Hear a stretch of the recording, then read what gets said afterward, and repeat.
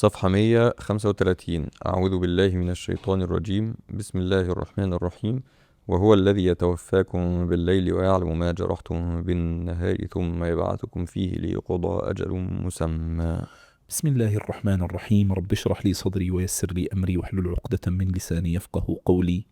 اللهم صل وسلم وبارك على سيدنا محمد وعلى آله وأصحابه الطيبين الطاهرين، وبعد. وهو الذي يتوفاكم بالليل ويعلم ما جرحتم بالنهار.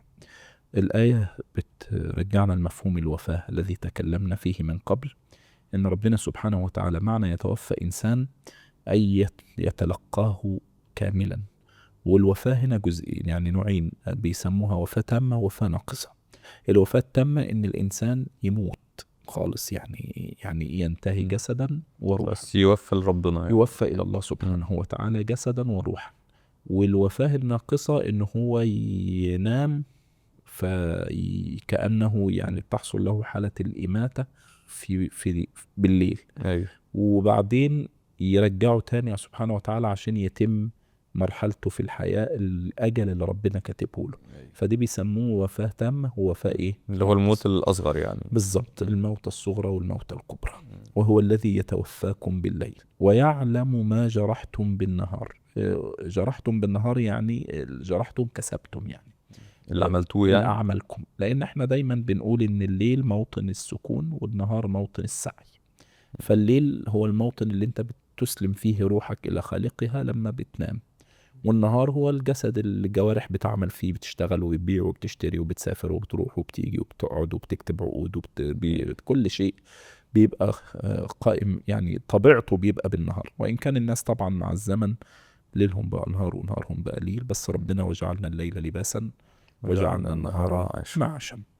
ثم يبعثكم فيه، يبقى توفاكم بالليل ويعلم ما جرحتم بالنهار، ثم يبعثكم فيه يعني يرجعكم تاني ليقضى أجل مسمى.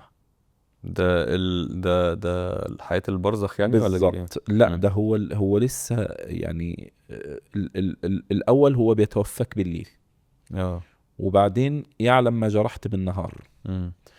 فلما بتيجي بالنهار بيبعثك تاني، بيرجعك سبحانه وتعالى. فدي بعثة الصبح البعثة يعني. الأولى اللي هو الصبح مش كده؟ الصبح بالضبط. دي البعثة الأولى اللي هي بعثة الإنسان بيصحى من النوم. أيوه.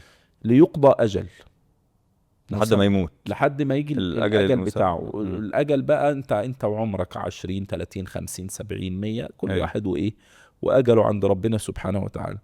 ليقضى أجل مسمى ثم إليه مرجعكم. بعد الأجل المسمى ده ما بينتهي بترجع لربنا سبحانه وتعالى، اللي هو بعد اللي هي بقى الموتة الكبرى. أيوه. اللي بتسلم فيها جسدك وروحك كاملا لله سبحانه وتعالى. دي الوفاة الكبيرة بقى. دي الوفاة الكبيرة. ثم إليه مرجعكم ثم ينبئكم بما كنتم تعملون. يعني بعد ما بترجعوا لربنا بتتحاسبون، فاللي عمل خير بيلاقي الخير، واللي بيعمل الشر بيلاقي العقاب بتاعه. وهو القاهر فوق عباده ويرسل عليكم حفظا. طبعا التجليات الآيات دي لازم يبقى القاهر، يعني يموت ويصحي ويبعث ويحاسب ويعاقب. والقهر دايما سلطان، يعني القهار اسم من أسماء الله سبحانه وتعالى. سيطرة على الحاجة. سيطرة، والذي يفعل الشيء وضده. يعني هو اللي يموت ويحيي، ده قهر. أيوه.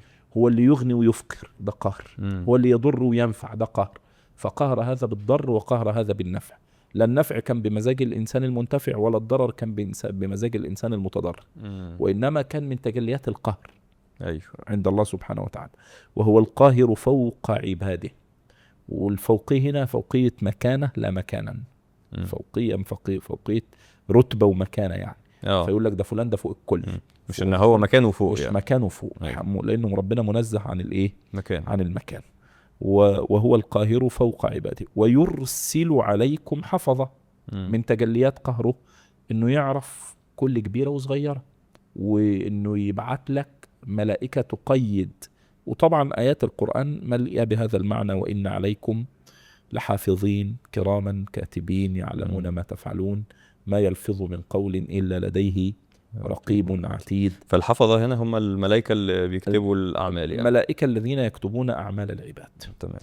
ويرسل عليكم حفظة حتى إذا جاء أحدكم الموت، لما يجي بقى الميعاد الحقيقي، مش للوفاة الصغرى، لما يجي الميعاد الحقيقي، لما يقضى الأجل المسمى ده ويجي الميعاد الحقيقي للقاء الله، توفته رسلنا وهم لا يفرطون، لأن الرسل هنا ليسوا الأنبياء والمرسلين، وإنما الملائكة المرسلة.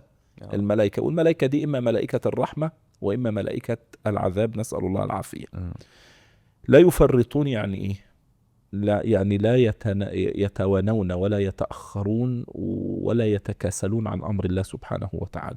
فكل واحد بيبقى موكل بمهمته في الوقت المحدد في اللحظة المحددة، لا يتأخر فيها دقيقة ولا يتوانى أو يتكاسل فيها لحظة. تمام. ثم ردوا إلى الله مولاهم الحق. من الذين ردوا؟ الناس اللي قبضت أرواحهم.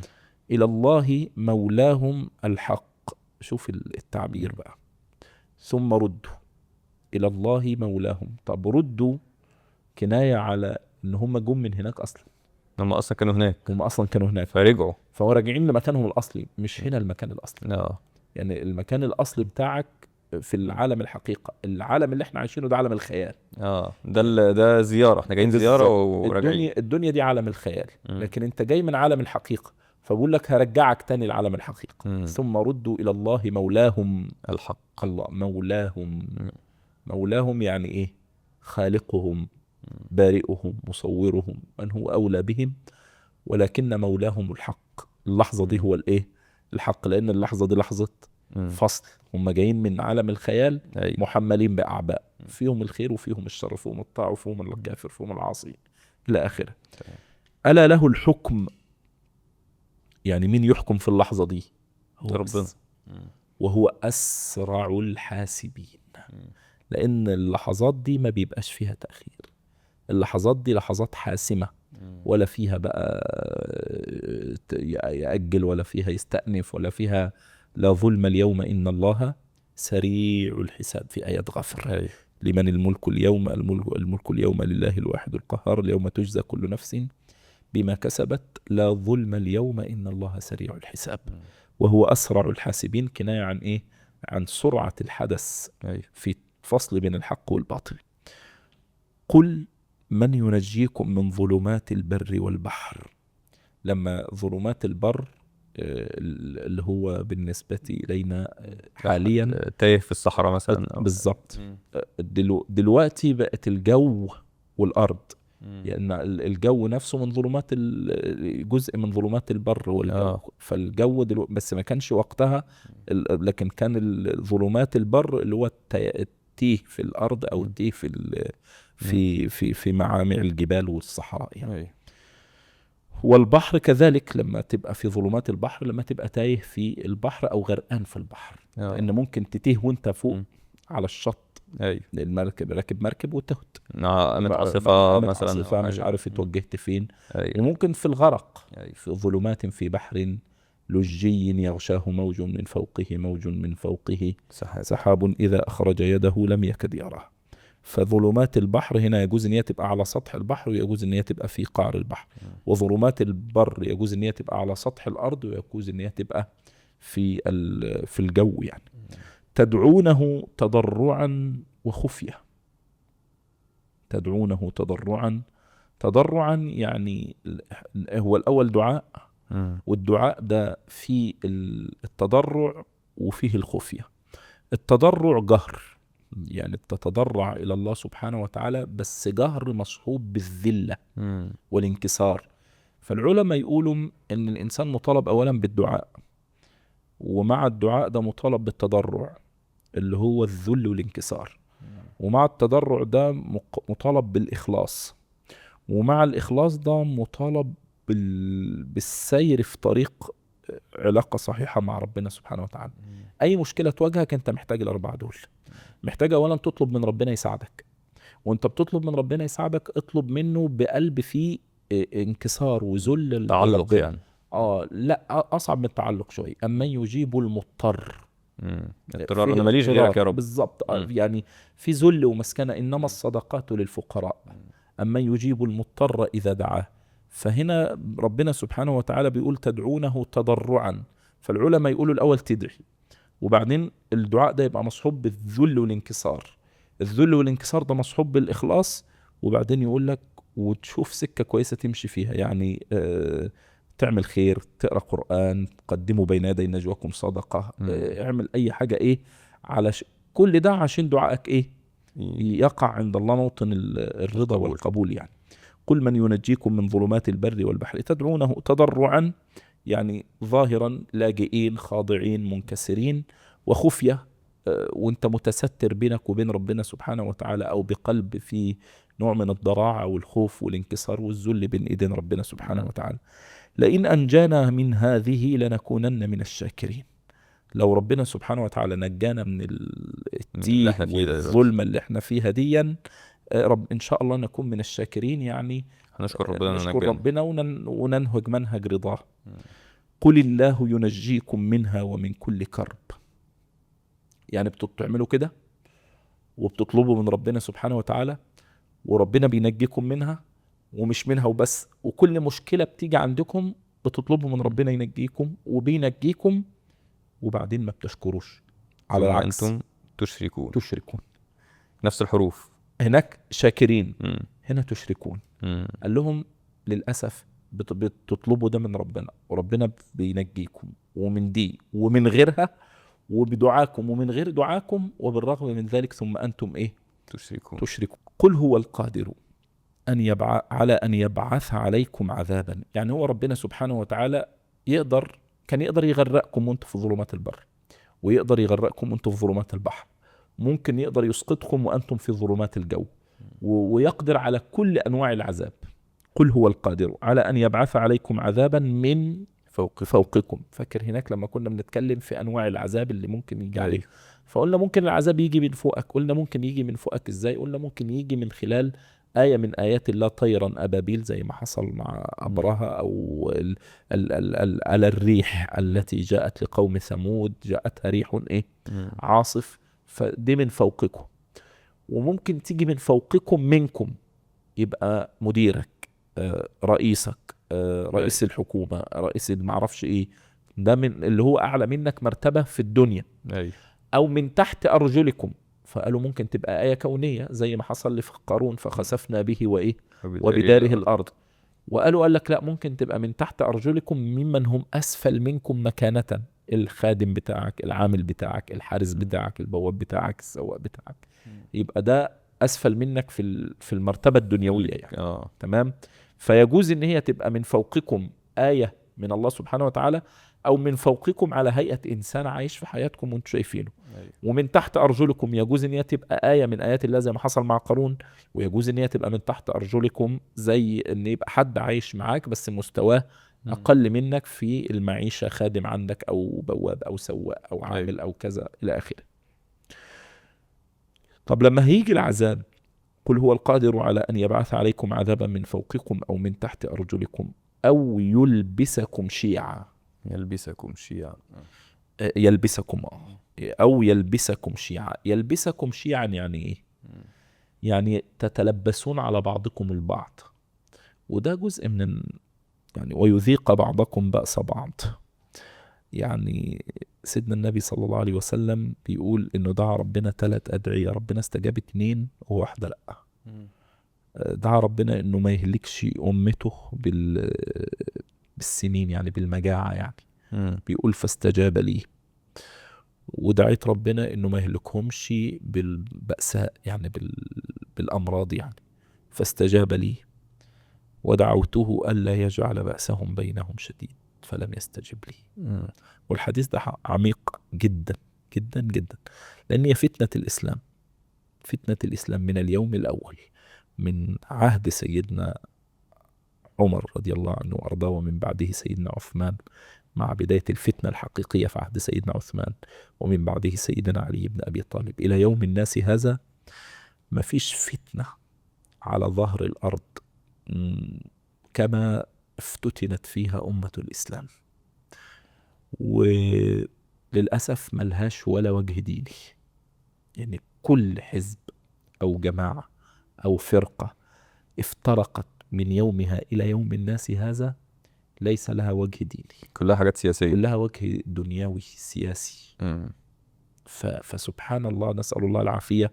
أو يلبسكم شيعا، أن النهاردة مم. فرق وجماعات، والنبي نفسه قال تفترق أمتي تفترق إلى كذا وكذا كلهم في النار إلا فرقة واحدة. يعني أو يلبسكم شيعا ويذيق يلبسكم تاني، أو يلبسكم شيعا مم. ويذيق بعضكم بأس بعض. أيوه. نفس فتنة اليوم. مش عايز أسمي أسماء وجماعات وفرق وطوائف، كل منهم يدعي رسالة الإسلام الكاملة، وكل منهم يدعي رسالة المحمدية الكاملة، وكل منهم يدعي الجهاد، وكل منهم أيوه. يدعي الروحانية، وكل يدعي وصلا بليلى، وليلى لا تقر لهم بذاك. إذا اشتبكت دموع في عيون تبين من بكى ممن تباكى. يعني فيهم شيء أيوه. على الحقيقة إلا من رحم ربي. ويذيق بعضكم بأس بعض. انظر كيف نصرف الآيات لعلهم يفقهون. يعني انظر كيف نصرف الآيات، يعني نوجهها ونعددها في أكثر من شكل وفي أكثر من منهج وفي أكثر، لعلهم يفقهون، يعني لعلهم يعرفون الحقيقة، مم. ولعلهم يأخذون المنهج المستقيم.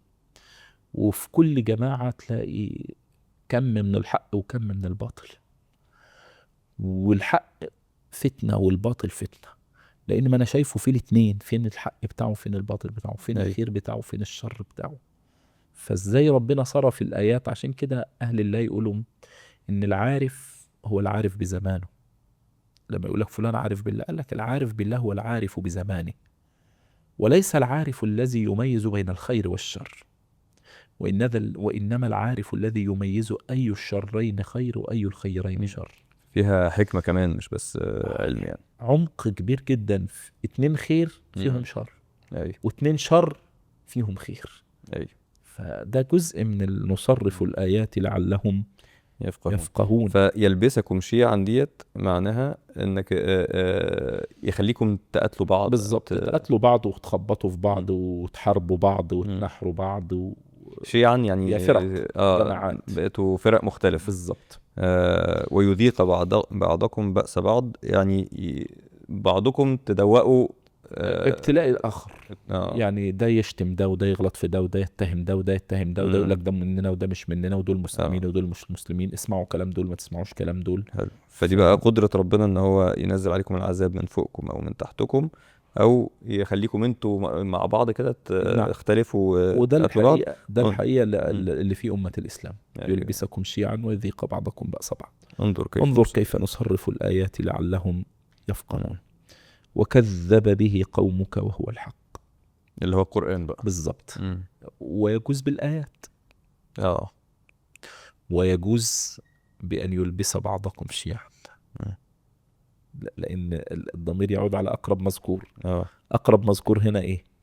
يلبسكم شيعا. فيجوز إن هو إن محدش قادر يحدد المنهج. أيوه. محدش قادر يعرف الحق، محدش قادر يمسك الخيط اللي يوصل بيه ربنا. وكذب به قومك وهو الحق، فتحمل على القرآن على أرجح الأقوال. قل لست عليكم بوكيل. يعني أنا مش مسؤول عن مين آمن ومين كفر، إنما أنا مبلغ لرسالة الله. اللي آمن لنفسه، والذي كفر كفر لنفسه، ولست أنا وكيلا عنكم، فأنا هآمن لده وهكفر لده. أيوه. لست عليكم بوكيل. لكل نبأ مستقر. كل خبر له نهاية، فالإيمان له نهاية، والكفر له نهاية، والحياة لها بداية ولها نهاية. فالنبأ يعني الخبر. فالكل نبأ له مستقر، يعني له يعني الخبر ليه نهاية اللي هي ليه حقيقته، يعني او ليه له حقيقته اللي هتظهر هتعرف ده صدق ولا كذب. فالخبر عند البلاغة يقولون الخبر كلام يحتمل الصدق والكذب. فالنبأ كلام يحتمل الصدق والكذب. فدول بيدعوا الصدق ودول بيدعوا الصدق. ساعتها هنعرف بقى من الصدق من تستقر خلاص، بان بقى الخبر وحقيقته. واستوت على الجودي.